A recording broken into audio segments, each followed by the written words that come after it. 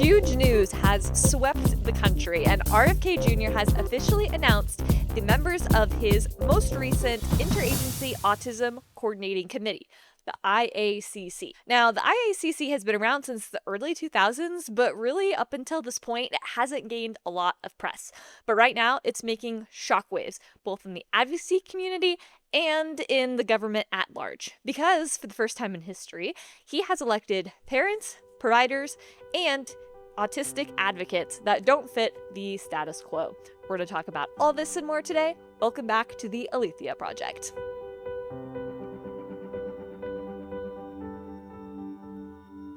So to get us started, I should probably break down exactly what the IACC is. And I'm going to pull a quote from good old Wikipedia. The Interagency Autism Coordinating Committee, or the IACC, is a United States federal advisory panel within the Department of Health and Human Services. It coordinates all efforts within the HHS concerning autism spectrum disorder. And these members are going to oversee the allocation and implementation of the $2.2 billion US budget that goes toward autism each year.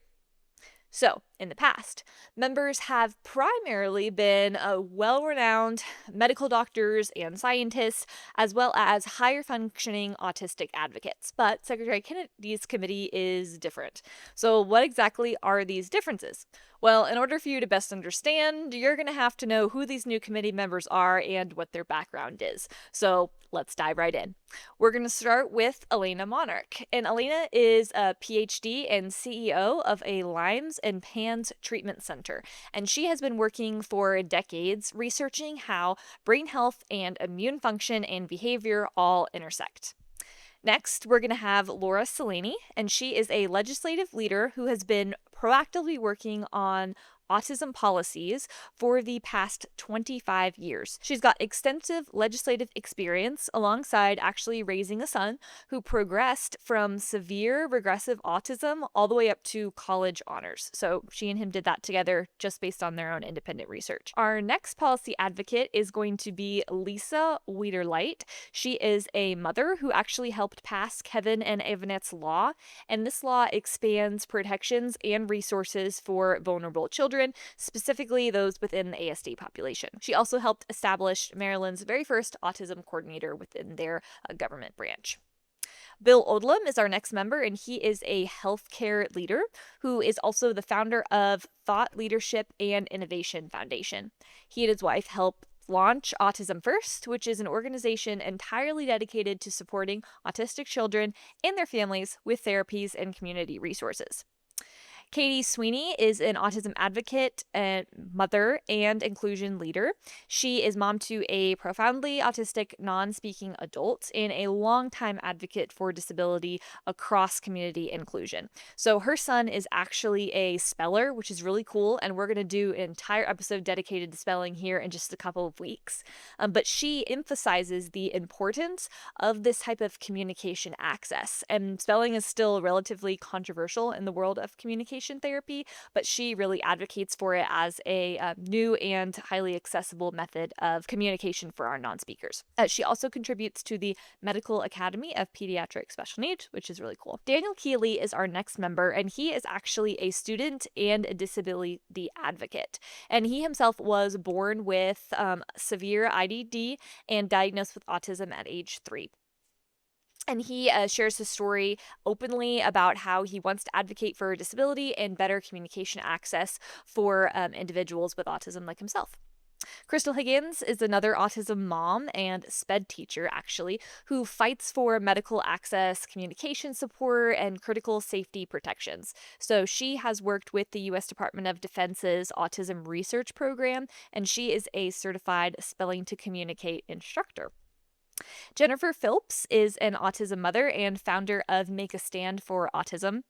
And her work was entirely shaped by her daughter's regression into profound autism, and she has driven nearly a decade of collaboration between researchers and clinicians as well as families. John Gilmore is the founder of Autism Action Network, which mobilizes community-wide medical rights advances as well as healthcare access, research, education standards, anything and everything related to how individuals with ASD are treated. So he has really helped to drive autism equality, as well as kind of helped put into place some non-discrimination legislation and policy efforts protecting vulnerable populations. Toby Rogers is a child health advocate, and he has shaped kind of how policy, regulation, and economics impact children's health. And he primarily focuses on chronic childhood illnesses. So he's going to bring a very interesting perspective, I think, into this particular committee. Next, we have John Rodakis, I believe is how that last name is pronounced. So sorry, John, if I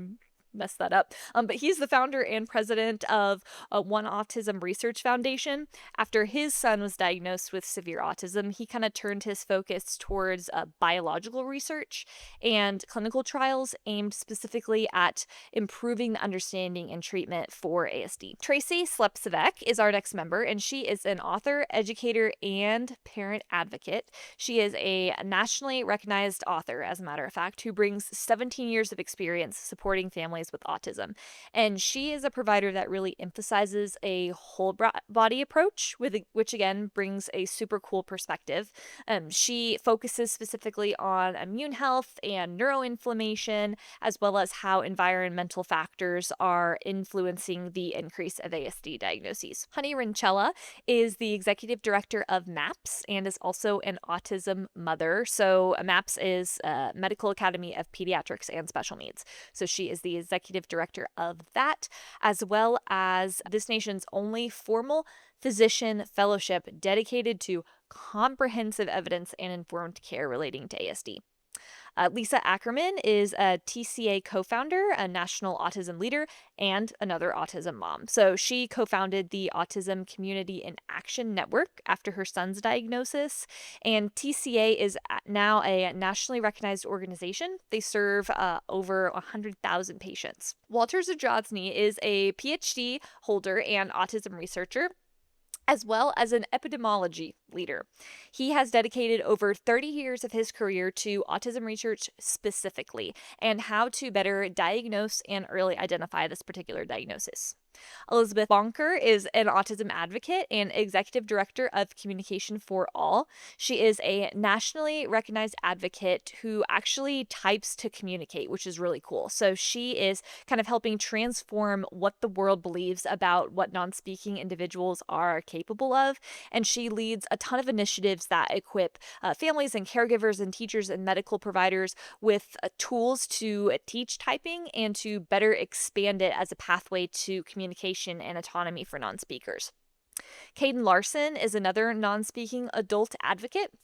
He's a student, and he really does kind of represent what is possible when communication is unlocked. So he serves on the board of Children with Autism Deserve Education, which kind of helps expand access to grants and medical care and different educational support. He also works to increase access for non-speaking individuals who he says have long since been underestimated. And I'm inclined to agree with that. So super excited to see these voices joining in.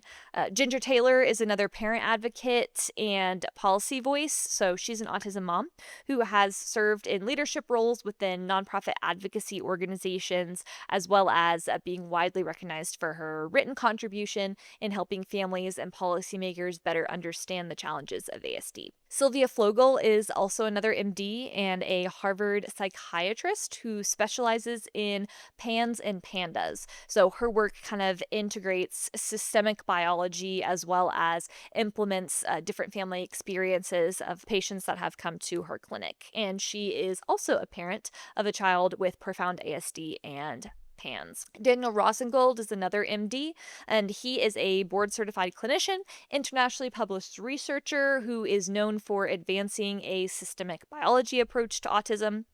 Elizabeth Mumford is the founder of the Rimland Center and focuses on integrative medicine. She was also the former director of the Autism Research Institute and has spent decades trying to understand autism and the complex medical conditions that surround it. Those are our current 21 of the IACC at the time of this filming, and there are going to be named a few more, I would guess, here in the next couple of weeks. all these people seem to be incredibly educated with years of experience, and they're going to bring a lot of really great things to the table. But unfortunately, they're making waves across the internet and across the media in, I would say, less than positive ways. And I think part of this is that clinicians and scientists are a little bit miffed at being sidelined for the first time in 20 years when it comes to autism research. We are really focusing on the experience of more holistic practitioners and providers, as well as parents, rather than deferring to the so-called experts on autism and more prestigious doctors. This particular committee has also adjusted the voices on the spectrum that they're hearing from. So instead of hearing from primarily pro-neurodiversity, anti-cure autistics, we are now hearing from individuals who actually, utilize spelling to communicate, who truly understand the ins and outs of navigating maybe a little bit more high support needs style of ASD. But unfortunately, while I personally think that the new selections are going to do wonderful things for the world of autism treatment and autism research, media disagrees. The NYT quotes Allison Singer, who is the current president of the Autism Science Foundation, and her feedback was that this new committee is going to undermine decades of progress toward evidence-based policy, and that it has been effectively hijacked by individuals advancing positions that are inconsistent with scientific research, which is kind of an interesting conclusion to come to, being that a large majority of them are doctors and researchers professionally.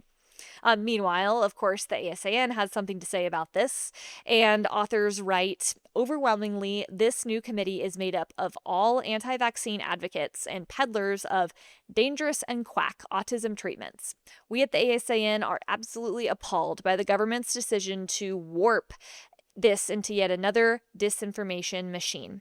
This IACC is illegitimate. It does not represent the autism community. We do not trust it, and we think that no one should trust it.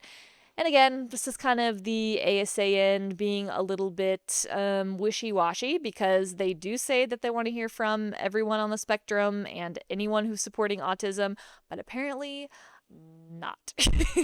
So, after spending the past week really kind of reading through all the different smear campaigns and articles and historical documents published by the IACC, trying to kind of make sense out of everything that we're looking at, I have come to 3 conclusions that I really believe that everybody ought to be considering.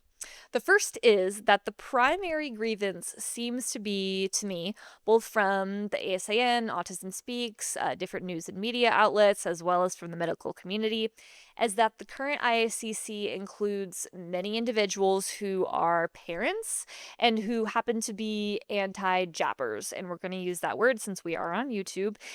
But many of them are anti-jabbers not because they're biased or because they're poorly educated, but because their children experienced something negative after receiving a jab. And the ASAN is clearly very upset about this, as are many medical providers, because they are convinced that, jabs are completely safe and jabs are not at all related to autism. And I'm going to say something a little controversial. The CDC has admitted that we have no proof that jabs don't contribute to autism. So I have it pulled up here. We have no studies ruling out the possibility that jabs cause autism. Studies up to this point supporting a link between jabs and autism have honestly been ignored by health authorities. So what they're saying is that we don't have proof to say confidently that jabs do or don't cause autism. Doctors and the scientists and the ASAN, they really don't get to tell us that the current IACC is totally off their rocker just because they want to investigate. I mean, we're in a free country, we're allowed free inquiry, and the CDC itself has admitted that up to this point, studies supporting a link between jabs and autism have been completely disregarded, and we don't have any tangible studies proving that autism is not caused by jabs. So, if the new IACC wants to investigate this and push more research, I honestly think that's a great thing, because either way, we're going to experience a net positive, right? We're either going to get studies that confirm that jabs have nothing to do with autism, or we're going to get studies that confirm there is a relationship between jabs and autism, which would allow parents to make informed consent. So really, there's no super huge reason. I don't believe we need to be upset about this just yet. The second point that I wanted to make is this is another really amazing reminder of why we need to be diligent in doing our research when it comes to politically hot topics like this, rather than listening to the narratives and what the media is telling us and what the ASAN is telling us and what the Board of Medicine is telling us. It's important to sit down, take a break, and kind of read all sides of the story. Because the media is going to tell you that the current IACC is an absolute disaster, right? I would argue, honestly, that they have potential to change the world for the better when it comes to autism. Because for the first time ever in the history of public government autism advocacy, we are seeing perspectives from quite literally all sides. We're seeing it from clinicians, from researchers, from holistic practitioners, from parents, from nonprofit providers, and from spellers. Again, for the first time in history, which is absolutely amazing. These doctors and legislators may very well try to hold the medical and research community accountable for everything they did and didn't do, which is going to produce a net positive. These parents are going to push for research that actually helps improve quality of life for their children. Again, a net positive.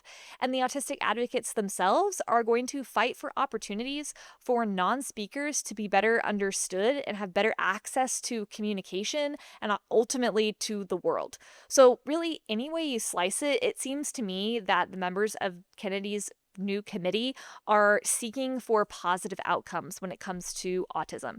They truly want to build a world that is more supportive and more accessible. They want to give everyone a seat at the table. And no longer are we going to have to put up with the IACC and neurodiversity advocates pushing for a palatable and idyllic view of autism. We're going to get something that is practical, that is realistic.